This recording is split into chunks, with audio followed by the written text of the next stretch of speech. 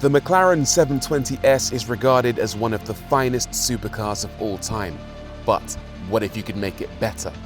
What if you took a standard 720S and made it even more extreme? Well, now we have the answer. This is the McLaren 765LT.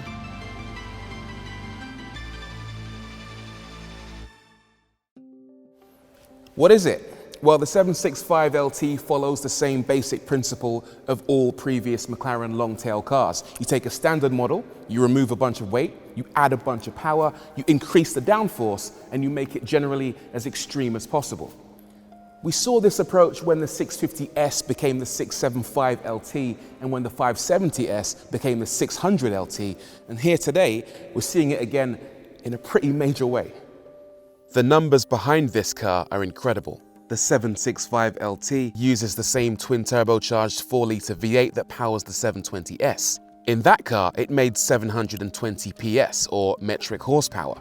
But this being an LT, they've made a few tweaks. And as the name suggests, that engine now makes 765 PS, along with a very healthy 800 Nm of torque. That extra power comes from forged aluminium pistons, a 3-layer head gasket taken from the McLaren Senna, a higher flow fuel system, a recalibrated ECU, lower back pressure from a titanium exhaust, alongside optimized gear ratios that help the engine achieve 15% quicker in-gear acceleration. What does that mean for performance? Well, expect 0 to 62 in 2.8 seconds, a tenth quicker than the 720, and 0 to 124 in 7.2, 6/10 faster. Top speed, meanwhile, has dropped slightly due to more drag from 212 miles per hour to 205. Tragic, I know, but there can be no argument that this engine will be an absolute monster. Speaking of which, I want to hear what this thing sounds like. It would be rude not to. Dihedral doors.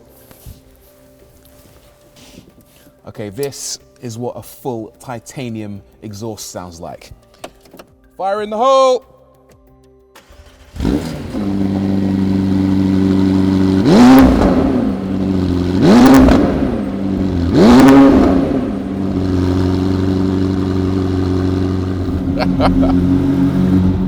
Now apparently it will even spit flames, although I'm not going to do it in here. I don't want to burn the studio down. But it's not just the power that's changed. LT cars have always had a few physical tweaks, some visible, some under the surface, some for reducing weight and some for adding downforce. At the front, there's an elongated front splitter and front bumper.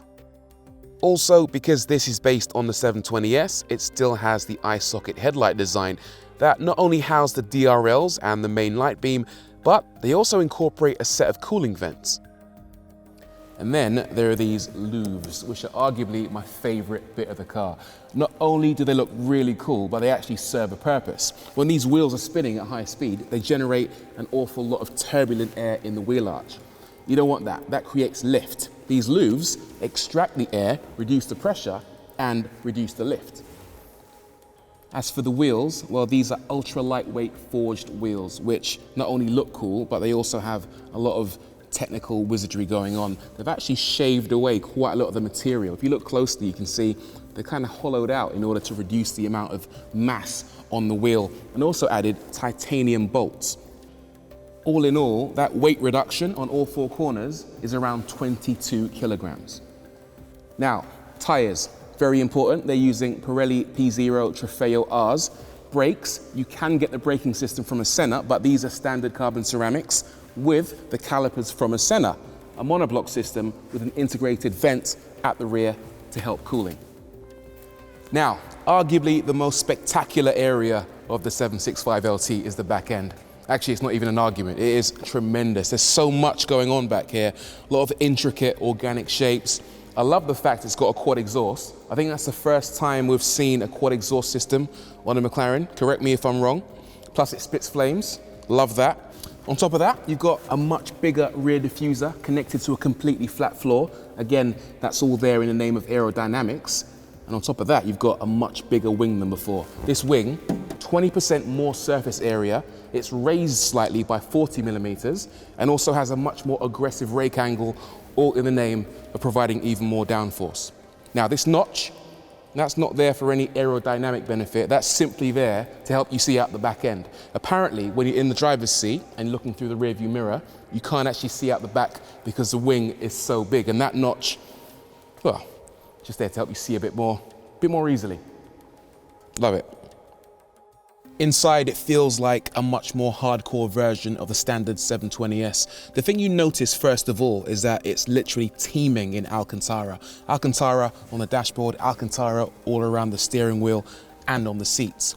A lot of carbon fiber as well, up here on the top of the dashboard and of course on these paddle shifters. The seats are worth talking about as well. You can get the seats from the Senna fitted in the 765LT, but even this car's standard sport seats are an improvement over the 720S's in terms of weight saving. They weigh 18 kilograms less than those previous items, and that's down to the fact that they don't come with any niceties like heated elements or electric adjustment. They didn't stop there with the weight saving. The 765LT also features polycarbonate rear glazing, thinner glass on the windscreen and side windows, an exposed uncarpeted carbon fiber floor, and that full titanium exhaust. All things considered, it's 80 kilograms lighter than the 720S, tipping the scales at a dry weight of 1,229 kilograms. Another really cool touch is that the engine is actually visible in the car. It's a mid-engine car and normally you can't see the engine, but they've got a transparent section which actually lets you see your engine in all its glory, plus it's illuminated. Very cool.